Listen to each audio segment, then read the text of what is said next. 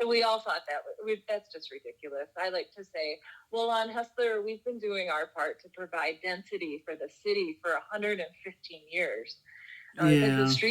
The street was platted in 1907, and most of the buildings, well, except for the four that I can't find, were built between 1905 and 1927. At the end, there's one, but actually, that's an outlier. Pretty much by 1915, the whole street was built up, but the frame houses and the two row houses were built around 1905, 19. I guess I have to figure. I can't remember which because the developer that's doing the 4 Drive buildings, actually owns one of the row houses and did a renovation of that row house. So we knew the developers when they brought the project. We were like, oh God, we have history with these two. Oh, and nice. One of them had the good sense to go away. The one who developed Uptown. Our council person said he didn't want to put up with us, and so he took off out of the project. But the one, Mr. Baruch, who has lots of experience in real estate with the CDC, the university, and other jobs, just decided to stay on and push forward with the development. And now it's an addition. I don't know. It's like it's a gigantic addition. It's almost twice the size of that house that they're adding on to. And it's just kind of like, why is this necessary? Yeah, I'll definitely have to check that out. And because that kind of segues into the next question. How did you become interested in the field? Even though I think you kind of relayed that, but how did you initially become interested? I think you said you started off living there, right? Yeah, it's so, oh gosh, so I grew up in a little it was built in the 50s, a ranch house in a little subdivision in a rural area outside of a little town called Jackson, Michigan. And I never, our trajectory sounds very similar. We did the same thing in the sense that, I say we because I have an identical twin and 2 younger siblings. Oh, I'm also a twin. Oh, are you really? But here's the funny thing. Not to cut you off, I'm just like, there's something else we have in common. But the only difference is, I'm not identical. I'm a fraternal twin. Okay. Yeah. But that is, I just had to cut you off there because I'm like, wait a minute. We share a lot of the same passions, and we're both twins. Yeah. And I did the same thing as you. I hopped around. My parents moved us around school systems because the school systems in the rural area were jeopardized, really. It's kind of a and I think we were at risk, and so we were subject to falling into the crowds of kids that were more troubled, maybe. And I think my parents didn't blame our hopping around from the public school system to the city's Catholic school system. Rural Catholic school too, actually. But in the end, we all graduated from the Catholic high school in town instead of going to our local public school. I think it was under the auspices, according to my parents, that the education wasn't as good. In the end, we found out that it was the kids who were going to succeed did fine. The at-risk kids struggled, and we were at risk, but my parents didn't want to admit that, or weren't aware of that themselves. They were young, and they both had really hard lives, and they were doing the best they could with us. But yeah, so that, and then I did the same thing kind of as you. I didn't go through college. I went all over the place. I mean, I didn't have a real bias about going to school. We were going to go to college because that was what you do. And exactly. It was kind of, I wasn't ready. I dropped out the first semester and came back home from the state university to go to community college. And then I went to join where my sister was in school. And then I took time off. And then I did an international school in Costa Rica. I studied botany and language and then Spanish, and then I came back, and I graduated when I was 25, I think. or so, no, 24. But I think 23 or 24, but it was different. I remember being like, oh, and I didn't have that feeling that you had to do that because my mom actually graduated from college the same year I graduated from high school. Oh. So she graduated with an education degree, and she kind of showed us, like, she was trying to, well, because when she was young, you know, her parents were telling her, your girls, you don't go to college, her and her sister, like, you're just going to get married and that's what you do, or you go be a waitress, or you know, oh wow, just a secretary or something. It wasn't like, so she finally, when she got herself emotionally strong enough, she was able to get herself through college. But my dad actually was the kind of one of the first in his family to go through college, so it was new. But anyway, I don't know why I'm telling you that, except that I understand about hopping around. You're actually more mature than I was when I was in college. And probably it's just, and then I came to, okay, so I'll tell you what happened. I was studying botany, and I just did it because I absolutely love plants. Like, and I tried on all that stuff that you do, like, oh, I'm going to be pre-med, pre-vet. Oh no, maybe engineering. No, none of that.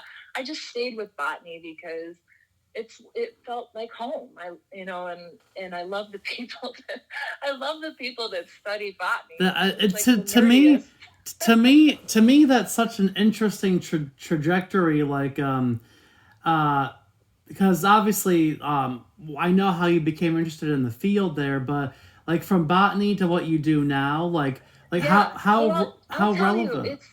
It actually, when I tell you that, because my professional life is not Hessler, even though sometimes I wish it was. It feels like it is lately. So I was in my last semester of college in December of 1997, and I was like, oh my gosh, I think I have to get a job now. Oh, yeah. I mean, I was kind of out of touch. Like, this is what you do. And I know some people were going to graduate school, and I didn't want to do research. I already knew that. I loved gardening and just being in the dirt. And I'm not a paperwork person. I don't have enough discipline to sit down and write and stuff like that. So I'm going to look for jobs. And there were a couple different jobs around, but then there was one in Cleveland, Ohio at the Botanical Garden. And I was like, oh, I'll get the Ohio map out. And I didn't even know Cleveland. I was very immature. And I thought Cleveland was Cincinnati, so I was thinking it was down in southern Ohio. So I get the map out and like, oh my gosh, it's on Lake Erie.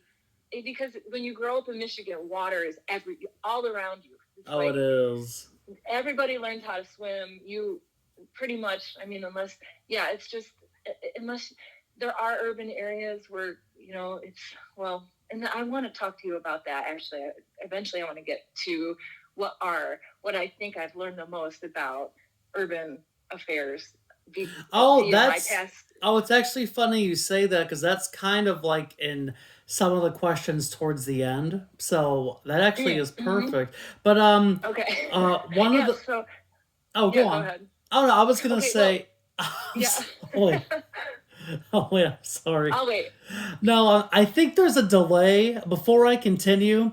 If it ever sounds like I'm trying to cut you off, I never would do that. I think my phone has like a delay, because every time I talk to people, I always find myself in that like like that, and I'm like, I think my phone has a delay because I'm not trying to do that.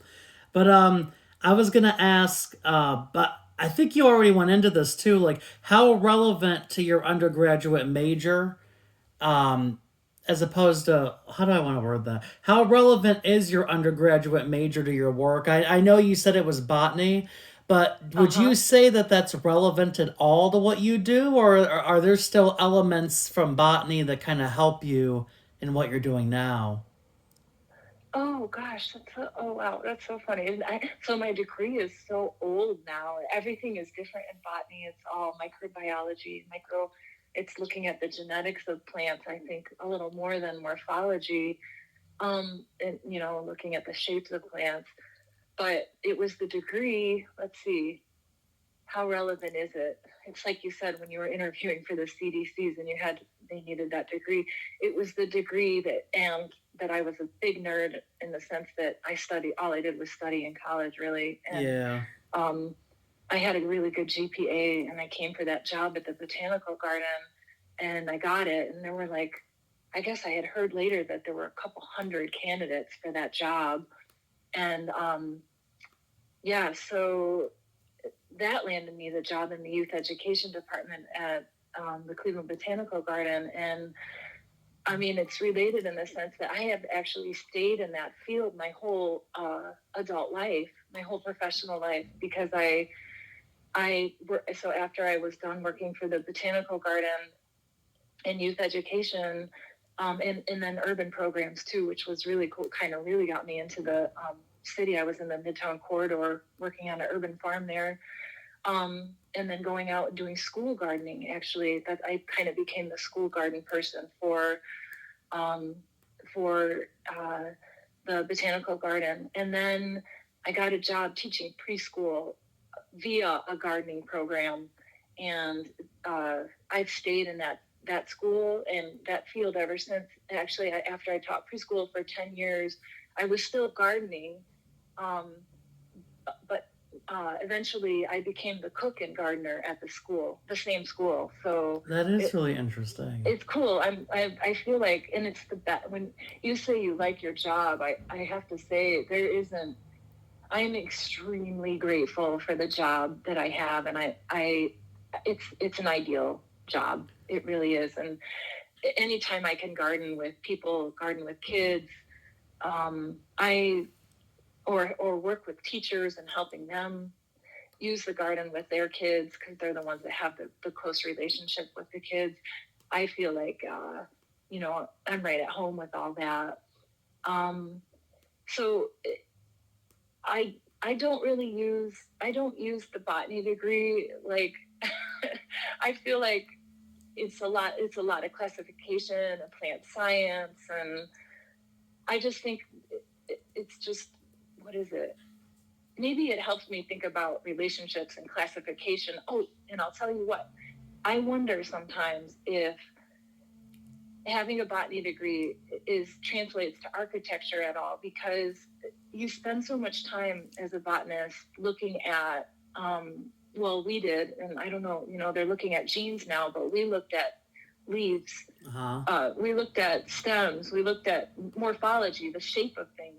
And when you're doing architecture, I feel like that's what you do. You look at shapes. You take pieces and these are elements, and how are they related to these elements, and do they have a name? What do you call them? And it's a lot of classification. So like the classification of buildings kind of reminds me of a classification of plants.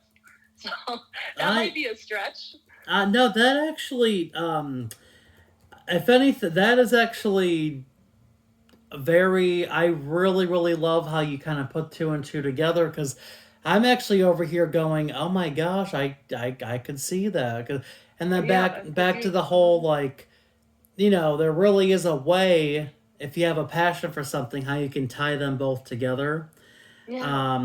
So no, I actually really, really love that statement that the classification of buildings is just like the classification of plants. So no, that actually was a really good way, and I kind of did see the trajectory. I'm like, oh, botany, and then the botanical gardens and urban farm, and I'm slowly seeing how I'm like, oh, I could see how you eventually segue to where you are now. I see the building blocks kind of in place. Yeah. And then I was so excited. I was like, I'm moving to a big city.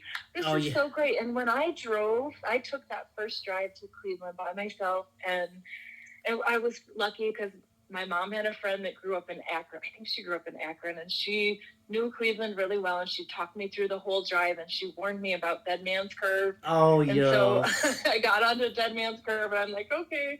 And then the signs on 90 East to get me to Martin Luther King Boulevard through Rockefeller Park, which I was like, every bridge, I was like, oh my God, this is stunning. Oh no! Those bridges in Rockefeller Park are just like, nothing else. And I fell in love with Cleveland my first trip. Oh, So, nice. and yeah, I stayed in love with Cleveland for a long time, but I'm going through a breakup right now, I must admit. Oh, And it's kind of like, oh, wow, I didn't realize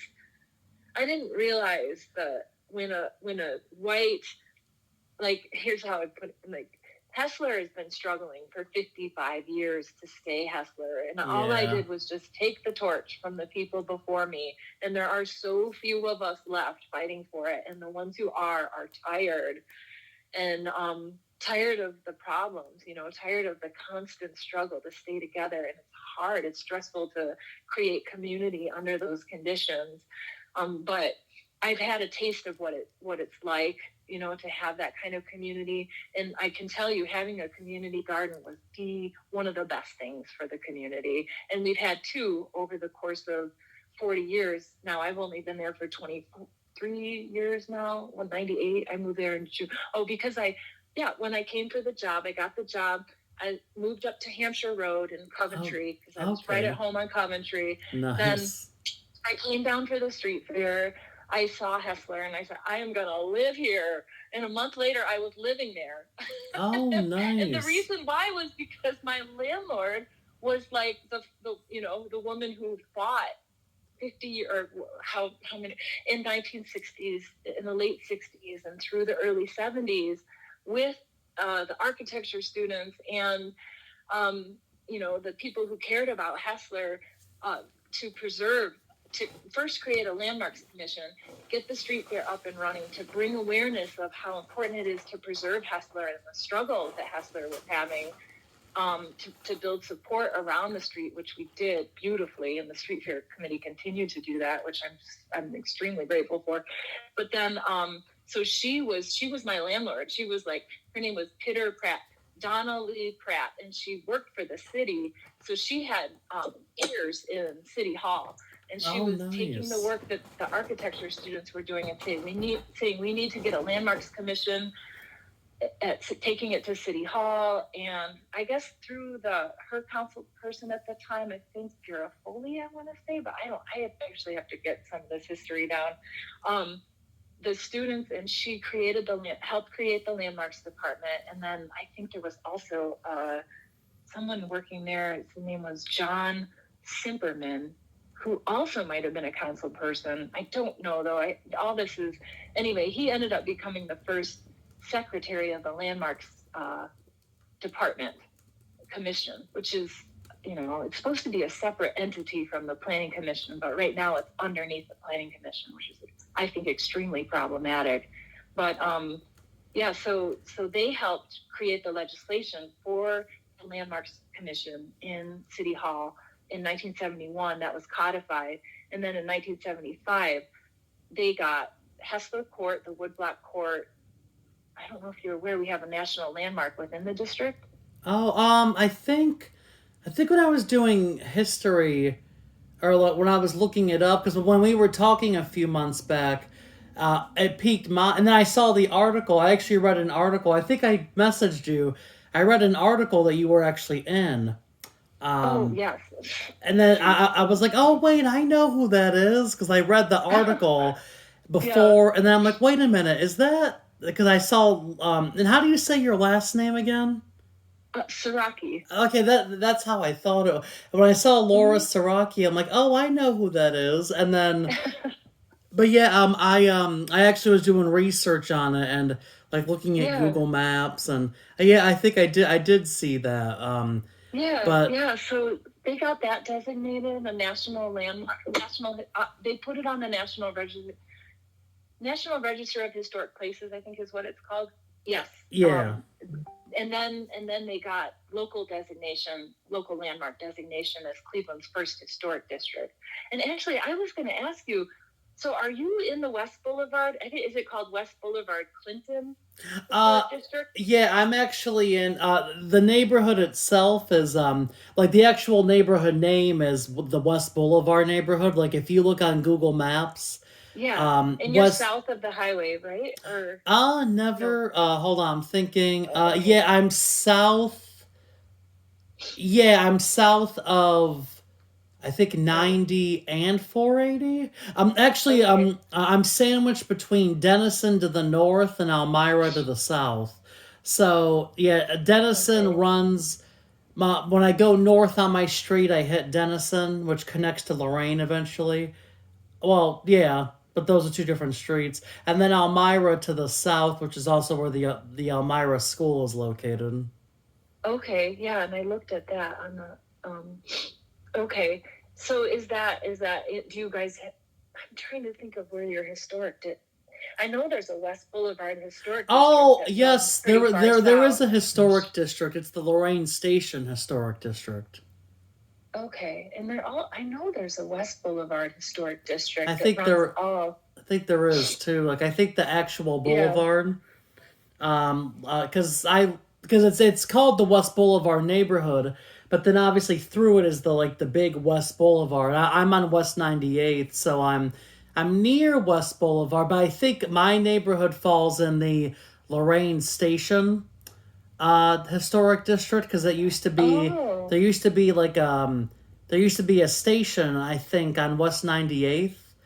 It's further down on my street. I think back like in the early 1900s where like like like the cars for like the street cars were kept and repaired. And so yeah, there's signage around my neighborhood. I'll have to take a picture and show you, but there's yeah, signage I've like heard of Lorraine it. Station Historic Okay. District. Yeah, I've heard of that. Is any of that infrastructure left, do you know? There a The lot of the historic buildings on Lorraine are still standing. Um, mhm. from uh, the streetcar no, no, and I no. really wish there Hmm. was. I Hmm. think where it used to be, now Yeah. there's a historic building there, but I think now it's a Metro PCS phone store, sadly. But Oh. I'll have to see where that was. But Yeah. Okay, so that anyway, just that I'm sorry I went off on that. Like I was just like, oh, okay, yeah, Oh, no, I can tell you how my actually, I connection think to Hessler. you actually answered one of the other questions already. I was gonna ask how did you begin your career, but it kind of seems like you said like you attended the street fair, decided to move to Hessler, and it was just from that point, just kind of getting to know your landlord. Kind of you said you were past the torch. So just kind of like a chain of domino, like just kind of like a domino effect. Since moving there and Hmm. meeting the right people, is that how you say that? That's how you kind of Yeah, began this career. You would say. yeah, definitely. That's yeah. And the botanical garden was within walking distance of my house on Hessler, so it was great. I just would walk over there, and then eventually I ended up at 66 in Chester working, and I had to start driving to and I would mostly take the botanical garden van down there. But yeah, so uh, actually, that's all drastically changing right now. I was on the Dunham Tavern's grounds. Are you familiar with Dunham Tavern? You would love that place, I bet. Ah. It's an early 1800s. It's an old stagecoach Oh, okay. That is inn. definitely up my alley. Definitely. It's like the oldest building. I think they call it the oldest building on its original foundation in Cleveland. I'm not sure if that's true, but it was a it was a stagecoach stop, and um, it's if it could talk, it was at one time. It was in the middle of Oh. Millionaires Row. It's so funny. I like never thought of it before, but I used to. They moved a little yellow house from University Circle to the back of the Dunham Tavern grounds on Chester and 66, and Is it that still became my stand? office. Are they both still standing? Yes, yep. And they're going to move that yellow house again because the Cleveland Foundation, is doing a bunch of development in that area. Um, and they have this whole West 60 or East 66 corridor project going on. Well, But yes, all that's still standing. Yeah. at least they're preserving it. But I mean, I'd rather Yeah. see them moving it around than tearing it down. Oh, Um, definitely. I was so happy when I heard they were moving it again. It's great because it's actually, if I'm not mistaken, I think it's one of the original structures from the Doan's Corners, where oh, nice. that's like the early. the early settlers of University Circle, actually. That I think it belonged to one of the members of that community. So, oh, nice. Okay, yeah. I'm definitely gonna have to check that because you're teaching me a lot too. I'm gonna have to check that out. Yeah, it's funny how there's so much. Cleveland is so vast. No, it is. Yes. It's hard to get your mind around, and it's like you said, every little community is so. And so it's funny to have spent my whole life.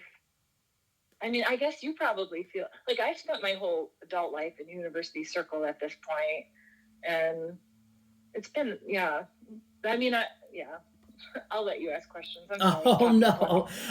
Like I said, I'm actually don't feel bad because I was actually worried about the other end of the spectrum. I was gonna be like, what if I interview someone that has no like excitement for the questions? Like I was worried that I was gonna get somebody who was gonna be like, "Are we done?" I was worried like I'm gonna get someone and they're not gonna want to be for this at all. So no, I'm thoroughly enjoying the conversation. I actually feel like it's engaging, but I think you actually already answered this one too. But question 5, I was gonna say is what kinds of problems do you deal with? I think I kind of gathered that throughout the phone call, but what kind of problems would you say you dealt with though?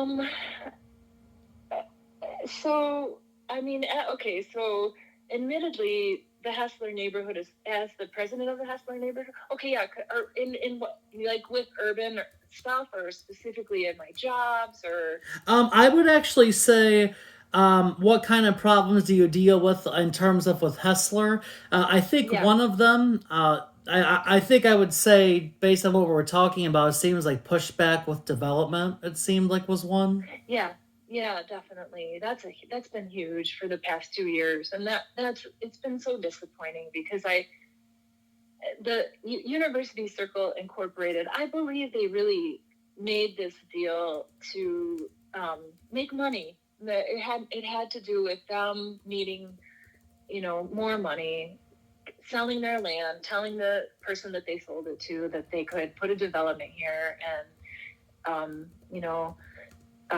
that would increase the property value that would increase the sale price.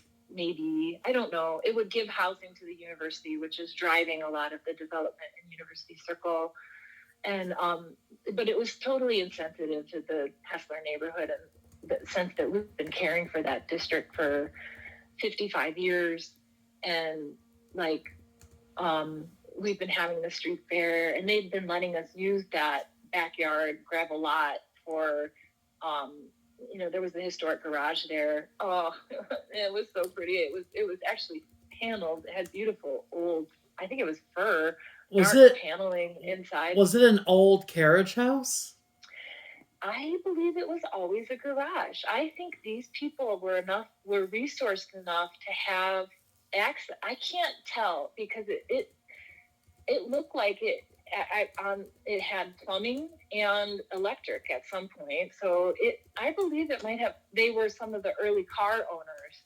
I don't know how soon cars came into the home was built in 1905. I know that. Oh yeah, cars were, at that time they were still like, I think probably just for the rich at that point. I don't think they were really, I mean, that was a very interesting time because they were becoming available like with the Ford Model T a few years after that, but I don't think cars were like a staple in the American family until like the 30s or 40s.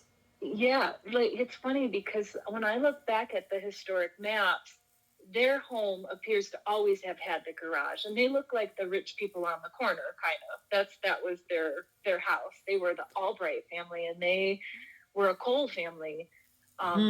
Maybe that might be the case, or maybe do you think at one point it may have been a carriage house? Because a lot of historic Cleveland homes, even today, the carriage houses have been converted into garages. I mean, I was trying to look for evidence of a carriage house inside. Unfortunately, I didn't get a real good like look at it.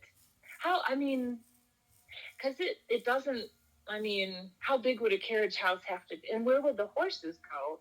I Or think I think they actually stayed.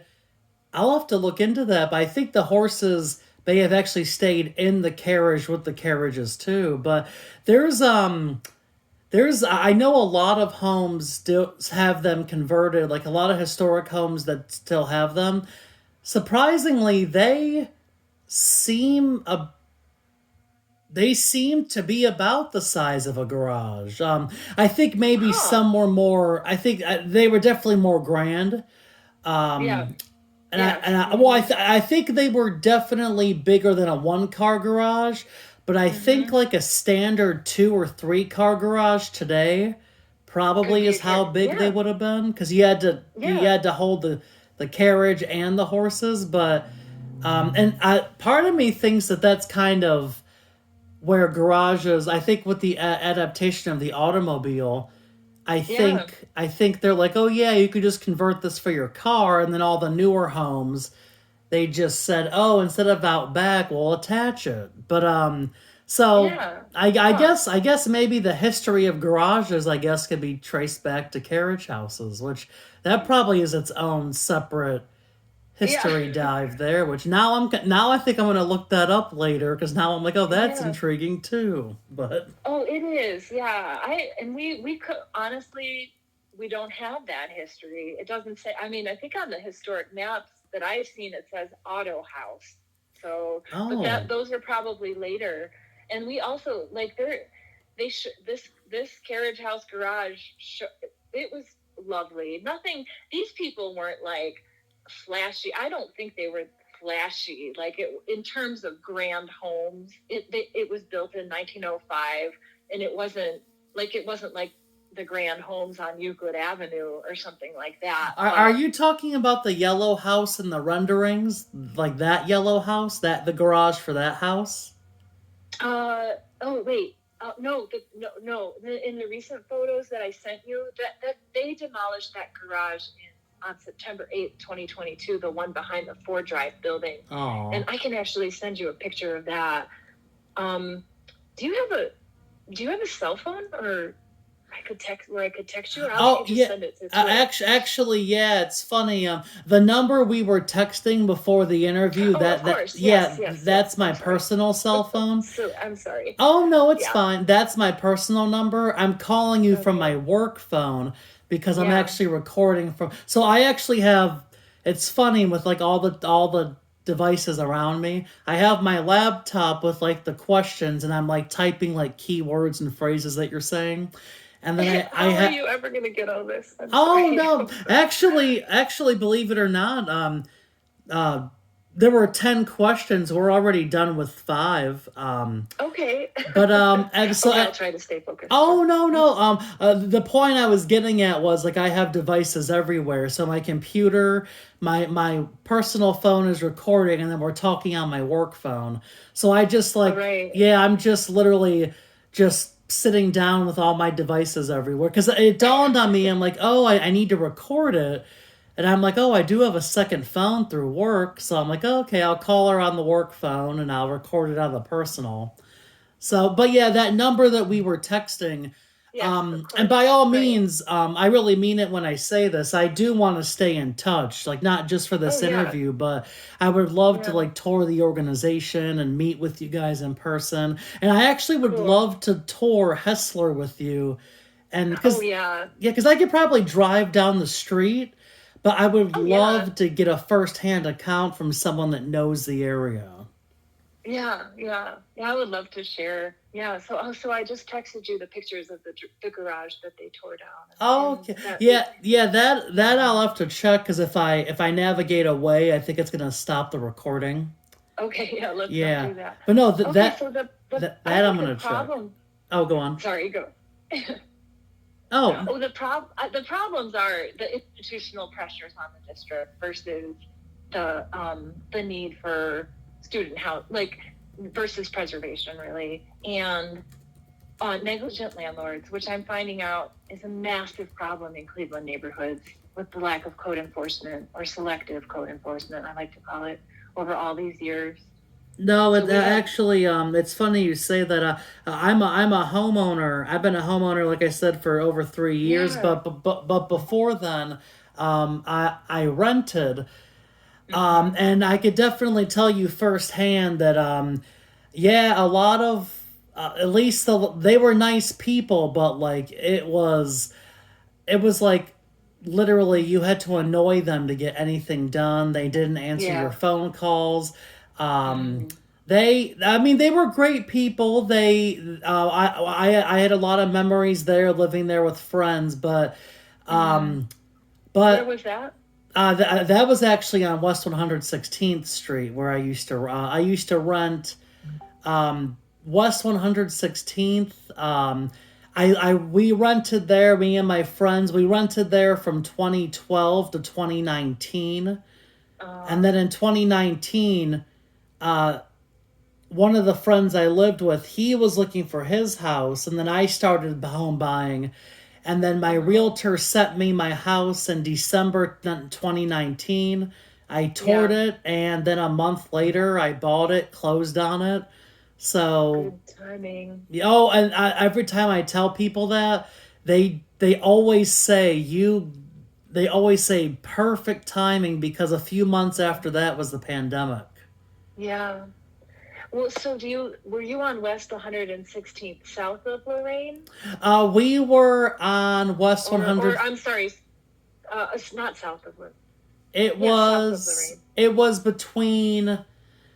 Oh my gosh! It was between Detroit to the north and Oh, um, Madison? no, it was between Detroit and Franklin before Madison, because Okay, yeah, that area gets shaky. Okay. yeah, Madison.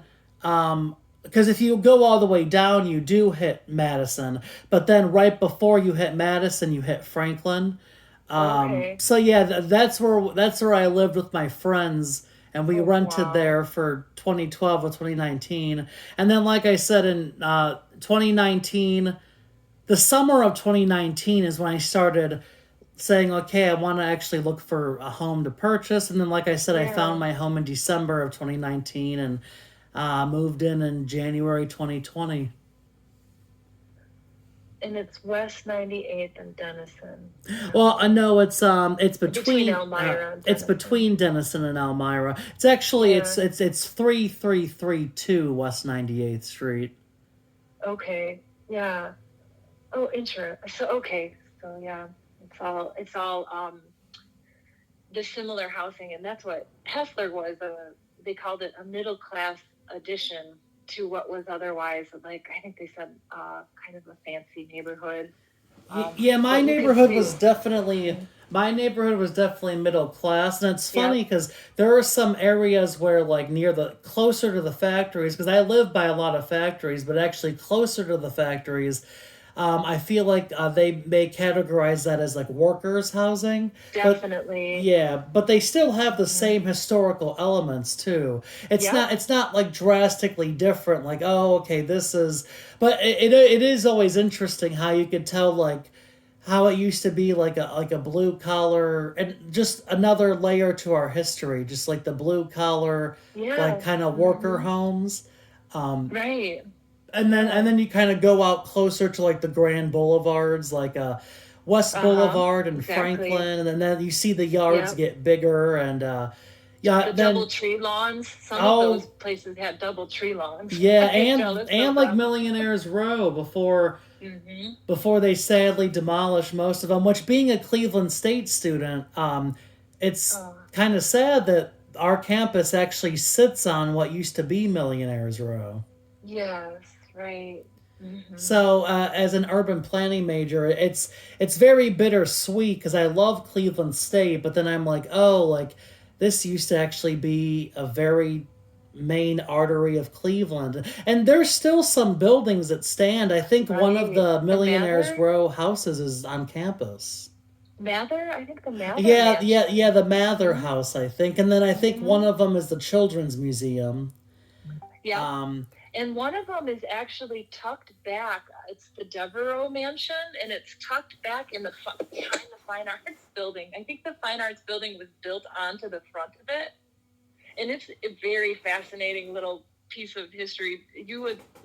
Both the Fine Arts Building and the what remains of the Devereaux Mansion behind it are two totally different architectural styles, but both classical architecture. So I would love it. I wonder if the Fine Arts Building, I don't even know what the style is. It kind of reminds me of looking at like a piece of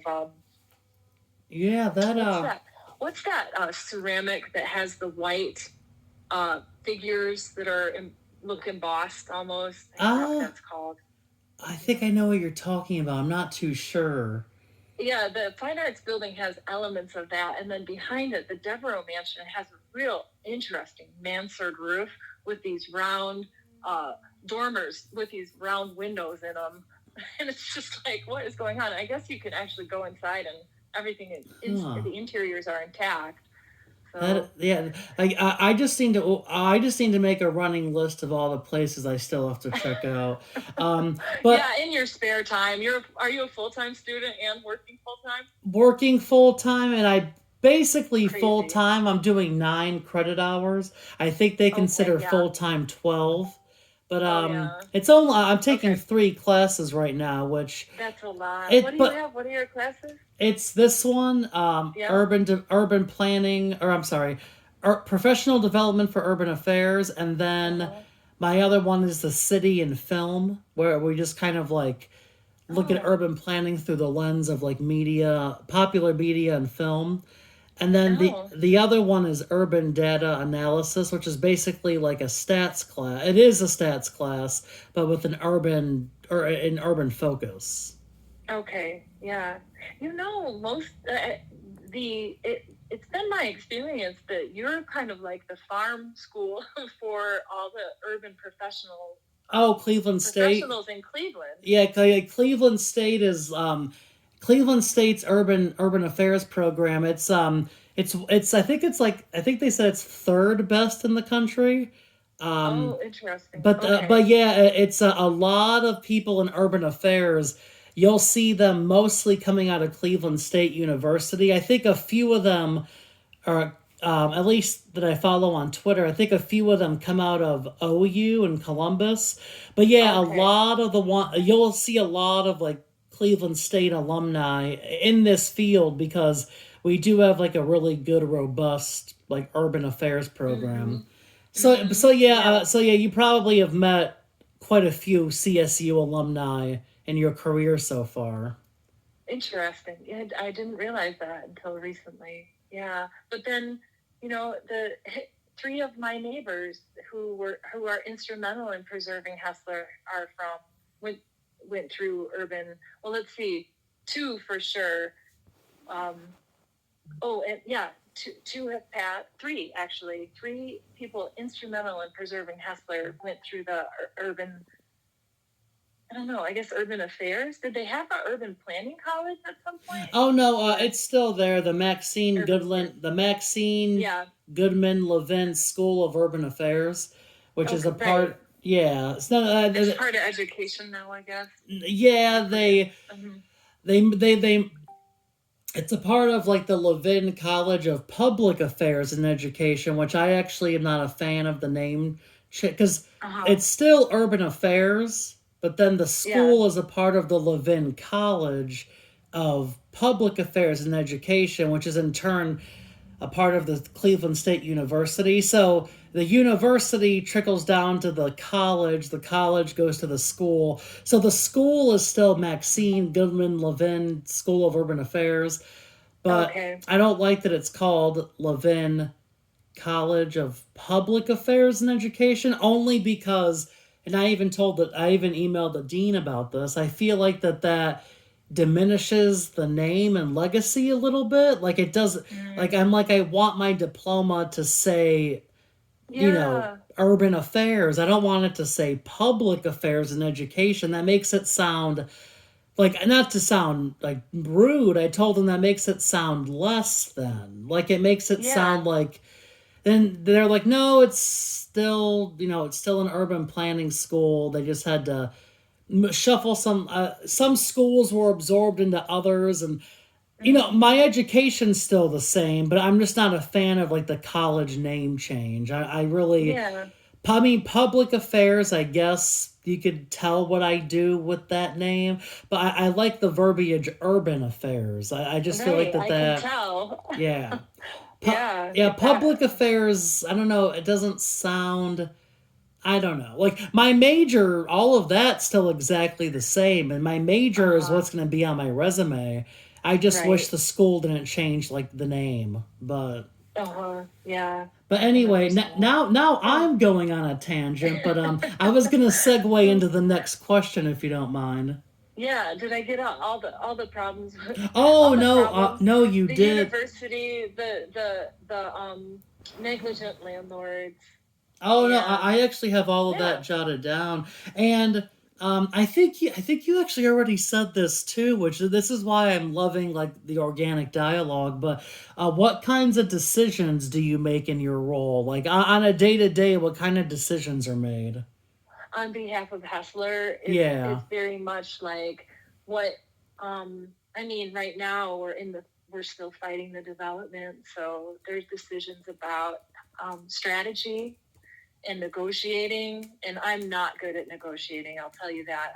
Oh. I haven't gotten it. Like I said, the only thing we got out of this so far was um, we refused the gray paint that they wanted to paint. They wanted to paint the Albright house on the corner gray, and we were like, no.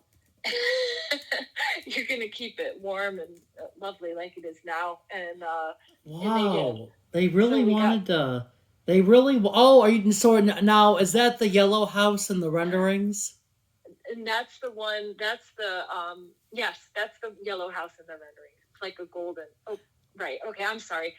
You know, some people don't know the word rendering, but you know what a rendering is. Rendering is Like the architectural like rendering. that 3D like Yeah, model of what they hope for it to look like. Yeah. exactly. Yes, the yellow house. They were going to paint that gray, and that's the Albright house. That's the one the I don't. addition is going on to.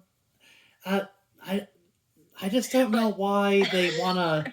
Not only are they trying to build something that does not fit in, but they really wanted to tone down the beautiful color and paint it gray. yeah, and that's actually a common problem that comes to the Landmarks Commission. And there's one Landmarks Commission member that I'm extremely grateful for because she's the only voice for the people in Cleveland that care about preservation, as far as I'm concerned. And she always either says, no, we have to go with a better color palette, or congratulates the project leaders if they bring in a color palette other than gray or black or whatever they're doing right now. So yeah, but thanks to her, Cleveland isn't all gray. All of the Yeah. historic districts aren't gray. But yeah, that was in that, and I'm not joking when I say really that's the only thing we got out of it. We made such a fuss about the development. It brought a lot of attention to the problems in the district, like the infrastructure and the destruction of the woodblock road, the national landmark. I mean, when a city isn't taking care of its a national landmark, that's a problem. That's embarrassing for the city. And actually, we put them on blast. The media contacted me and said, "Can we do a story on this? Because this is, we can see you need help." Now, And was when it that the came, article? Was probably the article I read, right? oh gosh, we've had a lot of media on this channel. That was Channel 19 News. Troubleshooters came and did the Woodblock Road, and just shortly after their report, we received letters from the mayor that they'll be restoring the Woodblock Road. That You could have seen that. You could have seen articles in the Land. Lee Chilcote did report for us, but there's a problem with Cleveland media, and I'll share that actually this is a problem. It's good we came to this because Cleveland media, a lot of its funding comes from the foundations, and they can't cross the institutions. They can't cross certain people or they lose their funding. So they can only report so much. They can't report. It's very hard for Cleveland media to be the voice of the people without getting penalized. That's been my experience, and that's not so. This problem with negligent landlords, dangerous buildings, dangerous living conditions for Hessler. I mean, the problems we have on Hessler are mild compared to what some of these neighborhoods are dealing with, as I'm sure you know, where roofs slide off of buildings into the road or sidewalk below. The urban decay, the blight that's been allowed to go on is, mild on Hessler compared to what other neighborhoods deal with. But we still have it. And then one of the things that we have now is the pure lack of understanding of providing the historic district with enough of a buffer to preserve it. So they think that the urban planning models of density are good for urban places, which in a lot of cases I would agree with. But when it comes to a historic district, when you start adding more density than the infrastructure can handle and the historic streetscape can handle, we have problems with like trucks and cars driving onto stone sidewalks and curbs and crushing everything. We have trouble getting contractors down there because there's no place for people to park. And then all that combined with the way people allow negligent landlords to rent to students. The district looks shabby. And then in our own maintaining historic property takes work. And yes, it does. But it's so worth it and rewarding. Yeah. And so just trying to coordinate services on Hessler is very hard. And I think that's a problem all over the city and then especially there's places in the city where they don't have services. It looks like the third world. And you can't, and the people that it's always the downtown. We got to build this, bridge to the lake, or improve the river. And how many tax abatements and tax incentives are we giving to billionaires while Cleveland's neighborhoods are dying? People are leaving. It's unsafe. The schools are rough. And I don't know. I'm saying this to a native Clevelander, so your experience is, has way more weight than what I'm saying because I didn't experience it. You're hitting the nail on the head. And plus, and you say downtown, I'll drive downtown and it's all this new construction, and I'm just it's sad because it's just, I understand we need to bring the population back. I know downtown Cleveland lost quite a significant population, but I don't know, bringing people back just for the having the population, that's great, but I just feel like in doing so, they're putting up all these buildings and erecting all these apartment buildings that, it's contributing to housing and it is keeping the neighborhood dense, which I love, densely populated. But at the same time, these buildings just are not characteristically Cleveland at all. They're a part of, the ecosystem of Cleveland. And, the people inside them are Clevelanders through and through. I mean, there might be local Clevelanders, people moving here for work or school, but no, it's, I don't know, it's just, it's sad because the importance of it, but then at the same time, you're well, you're just not happy to see it, or why can't we just utilize the historic housing stock and building stock we do have, and then just invest in restoring those buildings that make Cleveland. Because we definitely have the density, and like you were saying, Hessler is already densely populated for being a residential community, of homes. There's a different type of density with condominiums or student housing. But I agree. Like they could have built that. They could have put that anywhere else. Right. Yeah. Yeah. They could. They absolutely. And yeah, it's been really interesting because so we're fighting for parking, right? And that sounds ridiculous. I know that we're supposed to be moving away from cars but right now we're not. We don't have enough transportation infrastructure. Cleveland is so vast. I don't know. Do you have a car? Oh, I do.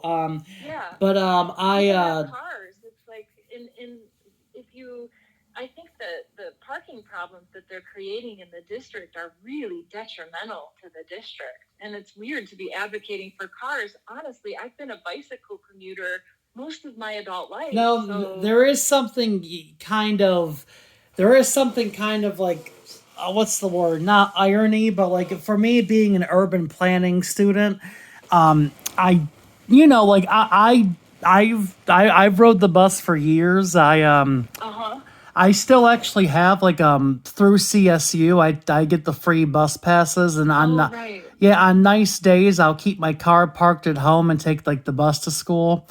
But Cool. but no, it's funny though with urban planning cuz like I do feel kind of like, oh, when I drive to school in my car, I'm like, oh, am I a hypocrite? But no, it's I can see why they would make you think that because there's so much anti-car and it's really it's at this point too, it's not only is it like I think the anti-car pressure also comes from allowing developers to maximize their profits and maximize the build. Oh, well, if they don't have to provide parking. So this developer is providing 6 parking spaces for 41 bedrooms. oh wow. Hessler. Yeah, and he was able to do that easily by way of the Board of Zoning Appeals. I think especially certain ones, get handed everything they want on a silver platter because Cleveland wants development so bad, and it's the insensitivity to the neighbors and the way the city allows the CDC, like the way the city allowed the CDC to sort of trample all over our street fair, because we've always used that yard for the museum and the food court or whatever, any kind of programming for the street fair. That was always a part of it. We would have really loved it if they would have offered us that corner property at least, because we could have kept it and created what we wanted was a community space there. As long as we wanted to allow the people to have parking, the tenants to have parking there, as long as cars are still a part of the Cleveland ecosystem, but then eventually transition it to like a pocket park and event space. And we actually had a plan with city planning. We sat down with a huge group of professionals in 2014 and made a streetscape plan with city planning and UCI. Nice. Designated that area that they're developing as a common space for the community, and tried to address a bunch of the urban planning issues in the district for the benefit of the district. They were going to apply for a grant, and the grant fell through, and they just scrapped the whole plan. And the whole district has deteriorated so bad since 2014 that that is sad. The idea of adding a development to it now is just like, oh my God, it caused us to panic because it feels like a kill shot on the district, this kind of development. I think we have drainage, we have overcrowding. I think I saw in some of the pictures like I think one you shared with me was like the heavy machinery and equipment kind of damaging like the historic road. Now when you say I think I read about this too. Isn't it like one of the only streets in Cleveland that still uses that type of infrastructure, like the woodblock? Oh yeah, it's the last woodblock road left in Cleveland. I think there are still some woodblock service roads I've heard about under Tower City, but that's why it was designated the National Register of Historic Places, because it's the last woodblock road. But what's really, to me, what I love about Hessler isn't it is the neighborhood, it is the architecture, but it has its historic streetscape. It still has bricks. stone curbs, stone sidewalks. And it's like, wow, Newton doesn't even have that. I don't know if you've ever been down Newton, but it's the cutest little historic district. Newton, I'm actually a part of Cleveland Restoration Society, which okay, great. Which I'm sure you definitely have worked with and heard of them. I have heard of them. They haven't worked with us. They said that they didn't have the bandwidth to work with us, and I saw the director weigh in on the development project on the architectural page on Facebook, because we've also been working with a classic architect, David Ellison, who has been trying real hard to advocate for historic districts and better development in Cleveland. And he posted something on Facebook, and he's a respected classical architect because his work is really good, but he's not respected in Cleveland because he is a preservationist and goes up hard against the poor development that we have here. And for that, they kind of cast them off with us like a crazy. It's so sad, but he posted pictures of the development on Hessler and asked for the questions: is this compatible with the property that it's being added onto? And is it compatible with the district? And Kathleen Crowther weighed in there, but otherwise I haven't seen we haven't been able to get support from the Restoration Society.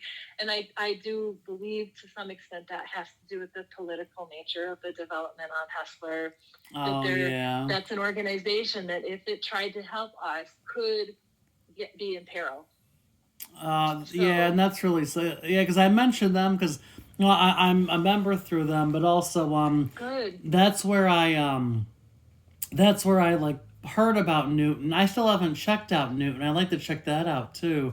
But it does look very, very cute, like very all of Cleveland's walkable, but yeah, that neighborhood literally just looks like you can just walk out your door. And I think the houses are like right up on the street, and I think there's like that end that kind of curves a little bit. Yeah, it curves it. Yeah, yes, it kind of does have a curve to it. Yeah, I'll probably have to check that out. Oh yeah, you're gonna want to. There's also a development of, I think they call it workforce housing. I actually don't know what % of AMI it is, but it's going up behind Newton, and Newton doesn't have its own historic design review committee, and neither does Hessler. The Landmarks Commission won't let us have it because there's not enough staff to help facilitate it. So we got stuck in the Euclid Corridor Design Review Committee, and they wanted to advocate for Hessler, but in the end, they didn't even have any concept of historic historic design guidelines. Like, they would have never let that addition happen, because if you just go take a look at the National Secretary or the Department of the Interior standards on additions to historic buildings, it doesn't take a kindergartner could figure it out that that's inappropriate to add a giant development on the back of a house. And especially too, like, it'll add more square footage and space, but if the addition like is a completely different style, because it could be a different style, but if they're related styles and it's done tastefully, but yeah, if you have a historic building and then like this ultra modern addition, I'm like, oh, that does not look like it. They do not go together at all. Right, I know. And they took cues from the apartments, and they were supposed to take cues from the house that they were adding on to, not the apartments in the district. I mean, maybe to some extent some of the apartments, but a flat roof, that's garish. And they just did that to make the numbers work and whatever. But and it's very clear that according to the Department of the Interior standards, if you're adding on like that, you should put it. It should be subordinate to the original building, and it should be in an inconspicuous elevation. Well, this is going to be the first thing you see when you turn into it's in the mouth of the historic district. It's like there's no inconspicuous about this, but they do make a